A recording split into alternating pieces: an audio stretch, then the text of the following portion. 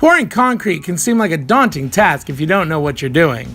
Luckily, pouring a small, simple concrete pad for a walkway is pretty easy. Watch this video to find out how. The first step is to clear out the space where you'll be pouring concrete.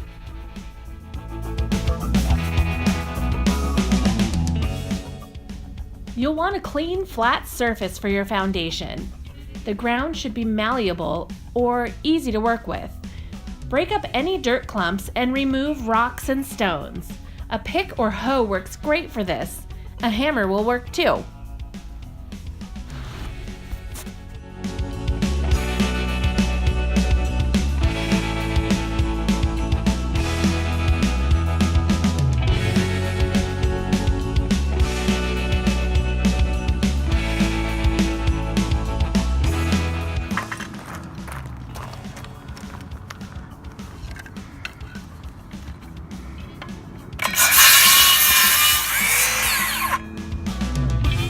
Next, you'll want to build a form, which is a wooden perimeter secured by stakes.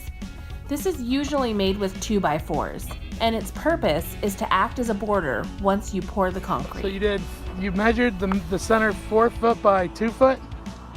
Yeah, so we're gonna shoot for 3 foot at the start. Okay. Winging it there, so we go over about 18 inches, and we'll measure there. And it's about 4 foot. Where did we see our chart? Our chart's right here. Ay, ay, ay. There it is.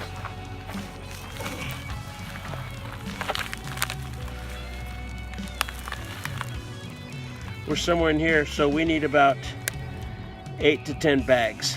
And we have 8 to 10 bags. Okay. There's our 3 foot mark. If we were doing something that was really critical, we would do a 6, 8, 10 is what we call it.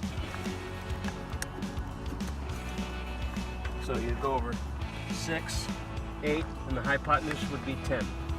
And then you would know that that was a square. So we need to add our dirt to this point. Then, you'll fill your foundation with compacted dirt all the way up to the bottom of the form. This is actually a really important step because if your dirt isn't compact, your finished product may crack later when the ground shifts. You can use a hand tamper to help you compact the dirt. Your feet also work.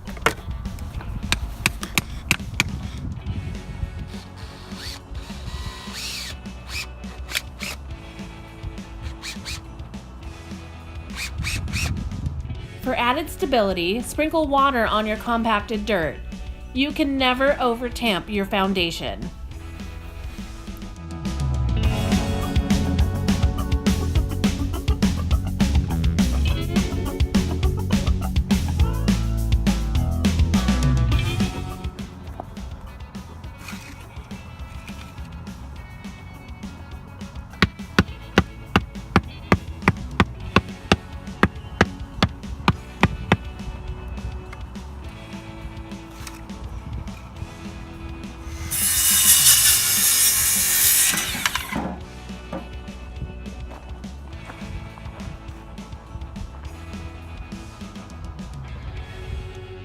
You can also add gravel, wire mesh, or rebar to your foundation for added strength.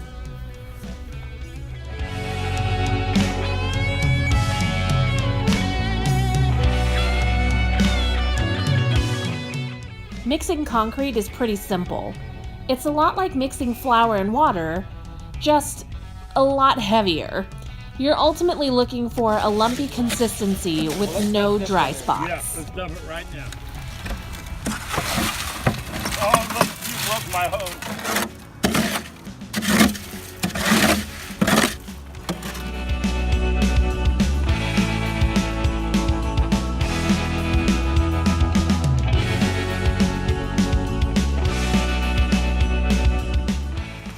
Screeding the concrete, trying to get it to the right height at a rough stage.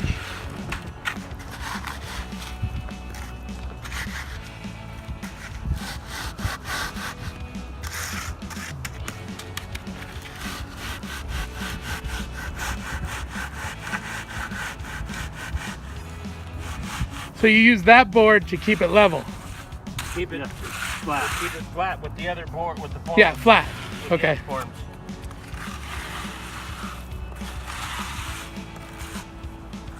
Helpful friends make this part of the task go a lot smoother. So now what you're trying to do is just like what you did with the dirt. You're just trying to compact it in and Yeah. just keep it level or flat. Pretty much.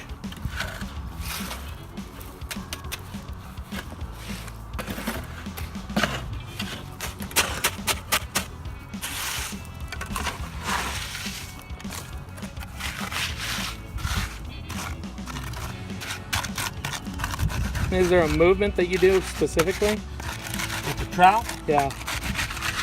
I just try to scrape it. And just this is really another way to what's called rodding. It's real rough.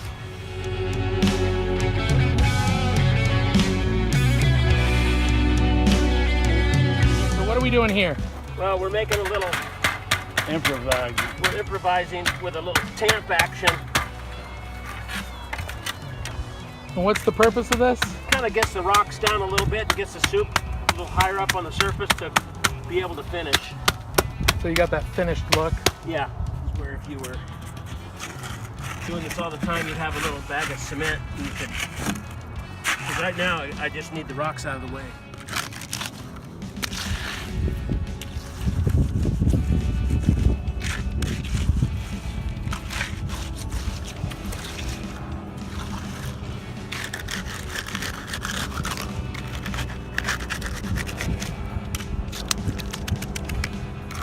Screeding with a couple different trowels will help bring the watery concrete or soup to the surface, which helps to compact the concrete. The wooden trowel is for the rough finish, and the metal trowels smooth and refine the finish. All right, so what are you doing now? Oh, I was testing the broom and I don't like it, so I'm gonna trowel it and do it again.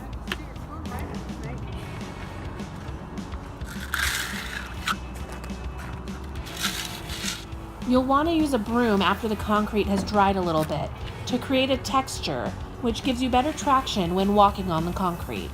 Now for our favorite part, we get to scratch into the concrete our names.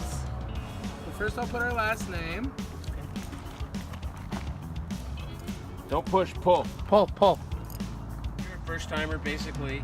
You pour, screed, tamp, float, Fresno or hard trowel, desired finish, broom, hard trowel, whatever it is. Don't forget to water your concrete over the next few days so that it has time to cure slowly. Good luck, and thanks for watching.